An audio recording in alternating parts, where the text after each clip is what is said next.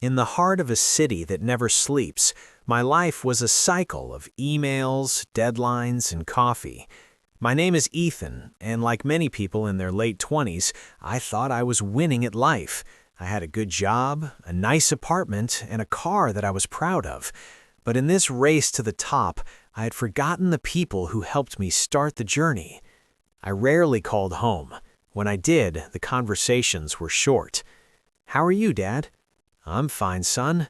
Are you eating well?" "Yes, Dad, I'm busy now. I'll call you later." Later was a promise I rarely kept. One Tuesday evening, while I was staring at my laptop screen, my phone vibrated. It was my father. I sighed, feeling a bit frustrated.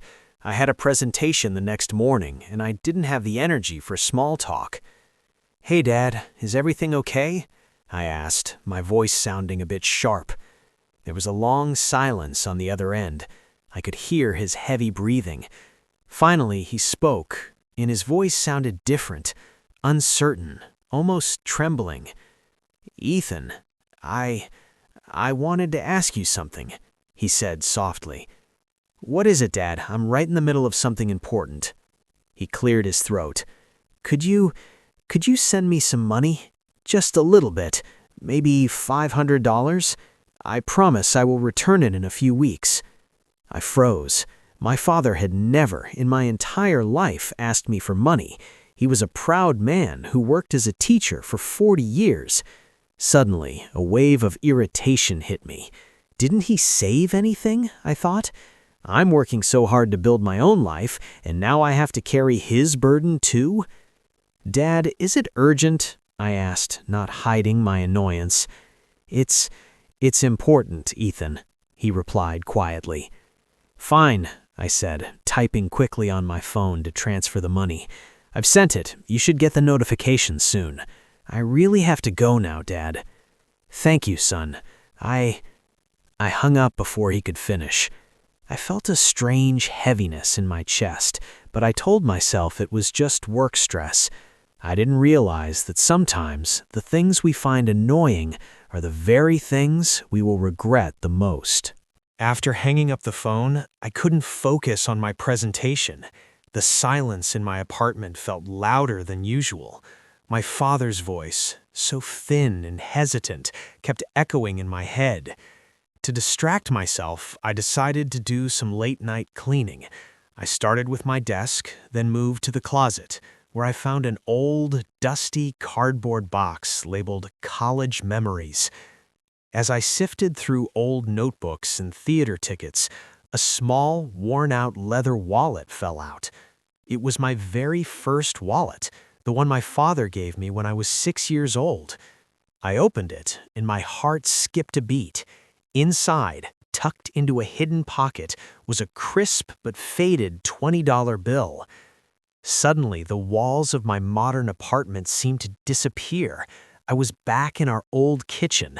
It was a rainy Monday morning, my first day of middle school. I remember the smell of burnt toast and the sound of the old radio playing in the background. My father was putting on his worn-out coat, getting ready for work.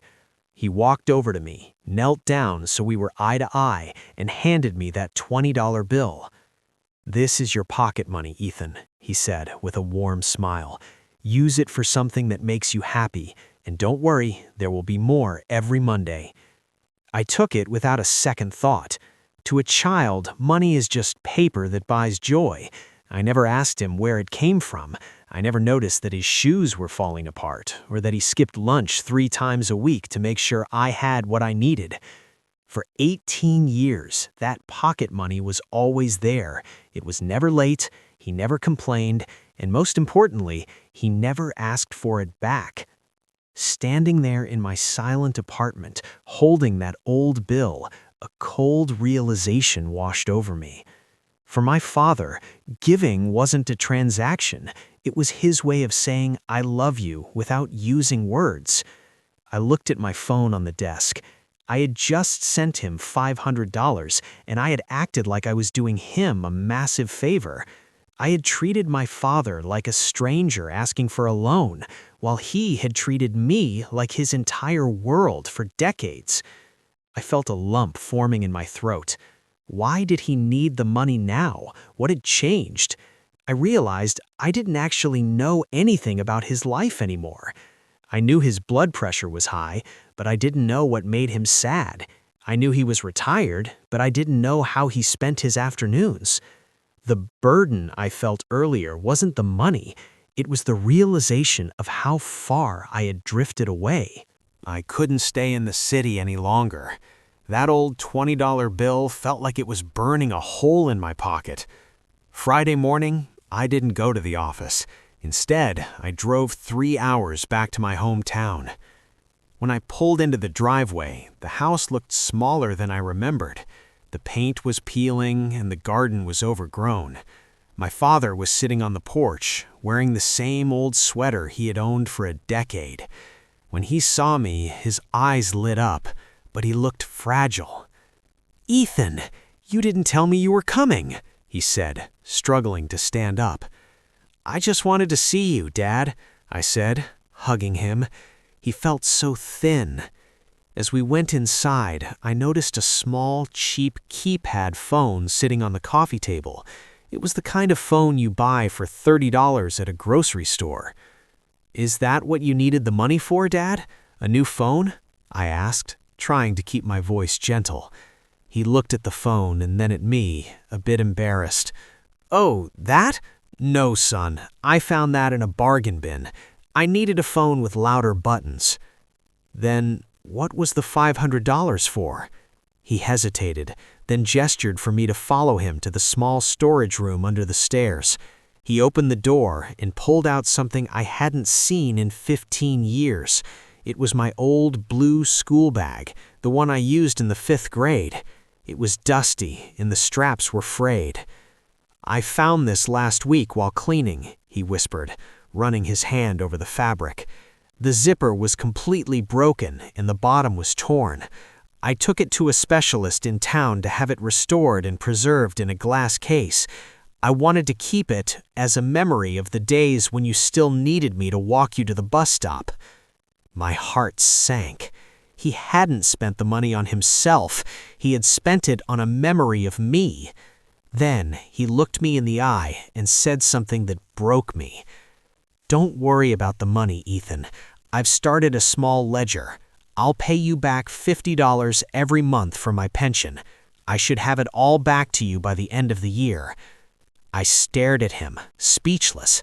My father, the man who had spent hundreds of thousands of dollars on my education, my clothes, my food, and my toys, was now treating a $500 gift as a debt. He felt like a borrower in his own son's life. It was then I realized the truth. He didn't need the money. He just wanted to see if the bridge between us was still there. He wanted to know if when he reached out, I would still hold his hand. He was testing his value in my life, and I had almost failed the test. That night, I couldn't sleep. I stayed in my old bedroom, surrounded by trophies from high school and books my father had bought for me. Every object in that room was a testament to his sacrifice.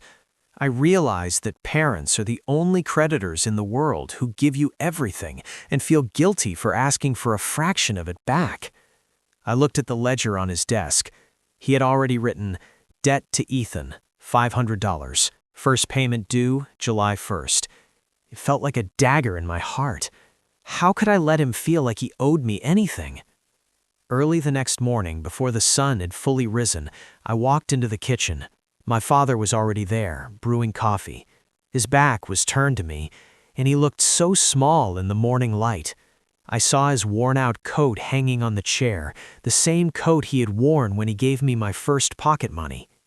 Silently, I walked over and slipped a thick envelope into his coat pocket.